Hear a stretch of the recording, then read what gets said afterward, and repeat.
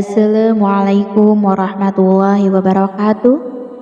Sahabat tuntunan Zana yang beriman, banyak berdoa dan menyibukkan diri dengan Al-Quran, termasuk di antara amalan yang dapat meneguhkan hati pada zaman penuh fitnah.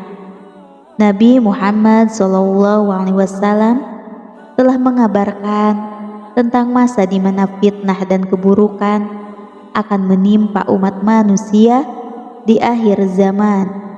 Bisa jadi zaman penuh fitnah ini sedang kita hadapi sekarang. Lalu apa yang harus kita lakukan jika berada di zaman tersebut? Sekadar informasi, fitnah artinya ujian dan cobaan. Banyak hadis menceritakan fitnah di akhir zaman sebagai pertanda dekatnya hari kiamat. Namun, kapan waktunya itu? Rahasia Allah Azza wa Jalla dan hanya Dia yang mengetahuinya. Dalam hadis dijelaskan beberapa tanda-tanda kiamat, diantaranya zaman terasa ringkas, amal soleh berkurang, kebaikan, kebahilan merajalela, fitnah, maksiat dinyatakan secara terang-terangan, dan banyak al-haraz, pembunuhan. Hadis riwayat Al-Bukhari. Selain itu menyebarkan berita bohong, munculnya fitnah wanita, fitnah harta, fitnah sesama muslim, dan fitnah dajjal. Semoga Allah melindungi kita dari perkara ini.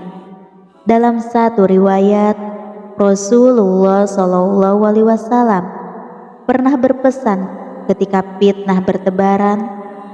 Berikut sabda beliau, Hudzaifah bin Yaman radhiyallahu anhu berkata, biasanya orang-orang bertanya kepada Rasulullah SAW tentang kebajikan, namun saya justru bertanya kepada beliau tentang kejahatan, keburukan, karena saya khawatir akan menimpaku.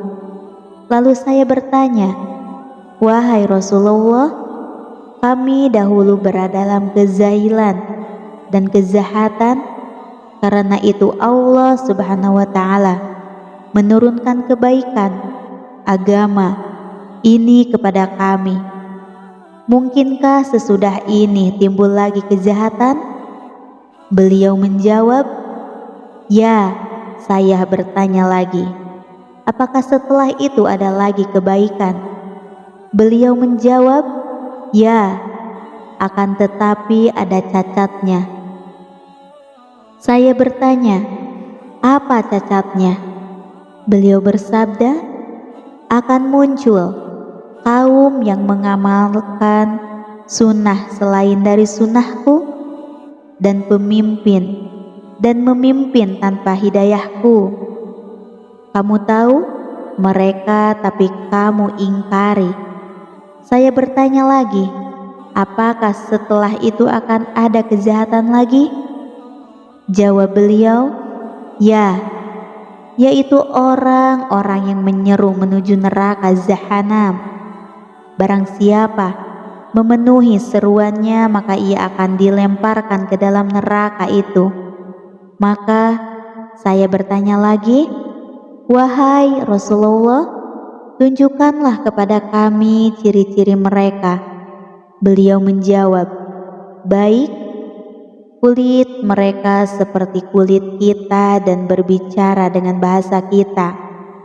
Aku bertanya lagi, wahai Rasulullah, bagaimana petunjuk Anda seandainya saya menemui hal yang demikian? Jawab beliau, tetaplah kamu bersama jamaah kaum muslimin dan imam, pemimpin mereka. Saya bertanya lagi, jika tidak ada jamaah dan imam? Beliau menjawab, tinggalkan semua kelompok meskipun kamu menggigit akar kayu sampai ajal menjemput, dan kamu masih tetap pada pendirianmu. Hadis riwayat Muslim. Yang pertama, menyibukkan diri dengan Al-Quran mulia. Yang kedua, membaca sirah dan kisah-kisah para nabi. Lalu yang ketiga, beramal dengan ilmu. Yang keempat, berdoa. Rasulullah SAW pernah bersabda, "Berlindunglah kalian kepada Allah dari segala fitnah, baik yang tampak ataupun yang tersembunyi." Hadis riwayat Muslim. Salah satu doa yang diajarkan beliau, "Ya muqallibal qulub, sabit qalbi ala dinik." Artinya, wahai yang maha membolak-balikan hati, teguhkanlah hatiku di atas ketaatan kepadamu. Lalu yang kelima, teman yang baik. Teman yang baik juga dapat meneguhkan hati ketika kita berada pada zaman fitnah. Karena itu sering-seringlah berkumpul dengan orang-orang soleh. Wallahu a'lam. Wassalamualaikum warahmatullahi wabarakatuh.